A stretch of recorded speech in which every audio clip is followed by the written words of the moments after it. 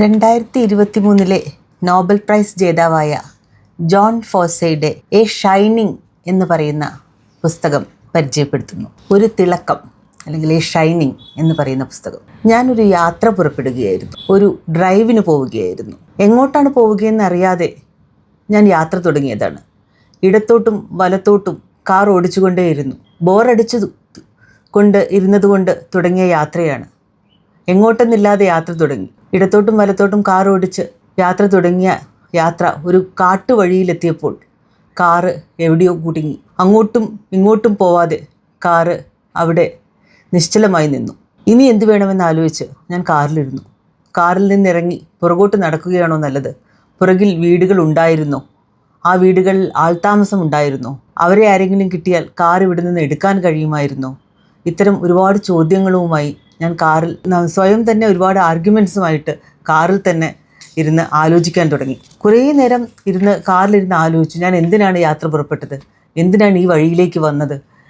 ഇനി മുന്നോട്ട് പോകണമെങ്കിൽ എന്ത് ചെയ്യും? ഏതെങ്കിലും ട്രക്ക് ഈ വഴി വരുമായിരിക്കുമോ? എൻ്റെ കാർ ഇവിടുന്ന് രക്ഷപ്പെടുത്താൻ പറ്റുമായിരിക്കുമോ? ഇനി ഞാൻ എങ്ങനെ ഇവിടുന്ന് പുറത്ത് കിടക്കും? കുറച്ച് കഴിഞ്ഞപ്പോൾ മഞ്ഞ് പെയ്യാൻ തുടങ്ങി. അപ്പോൾ അവിടെ നിന്ന് കാറ് പൂട്ടി പുറത്തിറങ്ങി മുന്നോട്ട് നടക്കാൻ തുടങ്ങി. അങ്ങനെ മുന്നോട്ട് നടന്നിട്ടും ആരെയും കാണാനില്ല. കാട്ടുവഴിയിലൂടെ കുറച്ച് മുൻപോട്ട് നടന്നു.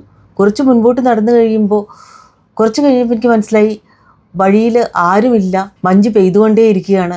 തിരിഞ്ഞു നോക്കുമ്പോൾ കാറും കാണുന്നില്ല. തികച്ചും ഒറ്റപ്പെട്ട ഒരവസ്ഥയാണ്. എവിടെയും ആരുമില്ല. നല്ല ഇരുട്ടാണ്. അങ്ങനെ കുറേ ദൂരം മുൻപോട്ട് നടന്നപ്പോൾ എന്തോ ഒരു രൂപം മുൻപോട്ട് എൻ്റെ അടുത്തേക്ക് വരുന്നത് പോലെ എനിക്ക് തോന്നി.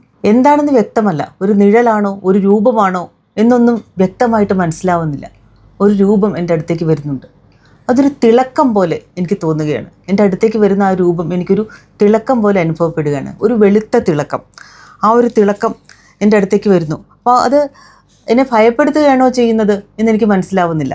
കുറച്ച് കഴിഞ്ഞപ്പോൾ അതെന്നോട് സംസാരിക്കുന്നത് പോലെ എനിക്ക് തോന്നുന്നു. എൻ്റെ ചുമലിൽ കൈ വയ്ക്കുന്നു.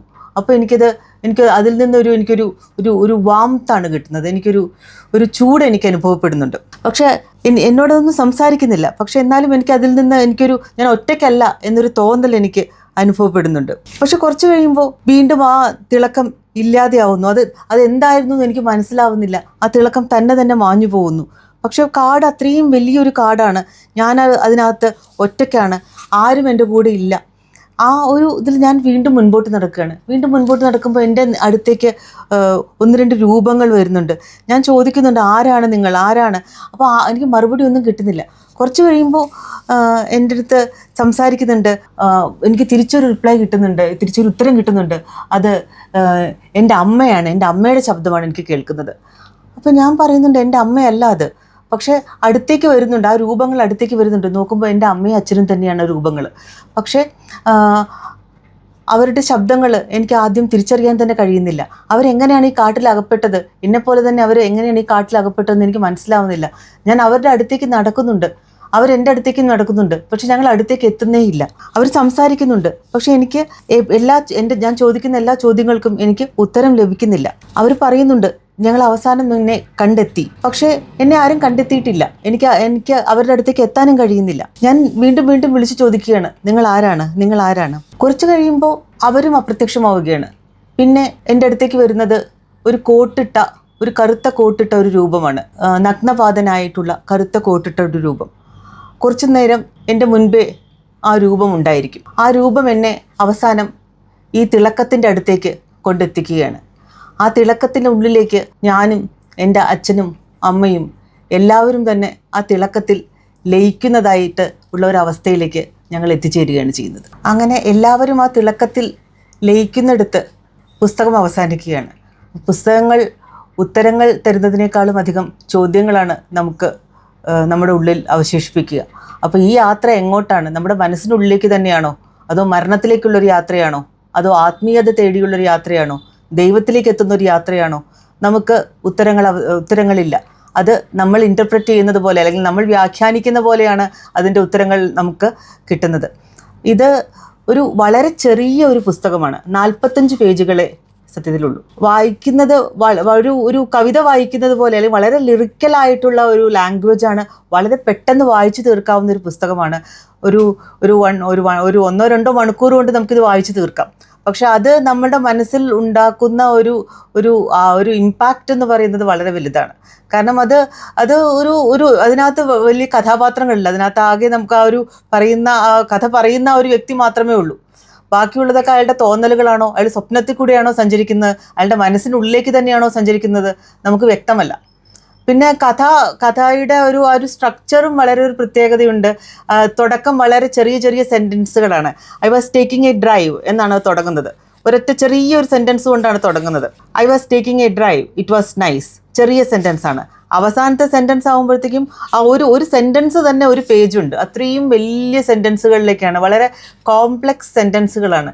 സെൻറ്റൻസുകൾ ഒരു ഫുൾ സ്റ്റോപ്പോ കുത്തോ ഒന്നുമില്ല, കോമകൾ കൊണ്ട് സെപ്പറേറ്റ് ചെയ്ത് വലിയ വലിയ വലിയ വലിയ സെൻറ്റൻസുകളാണ്.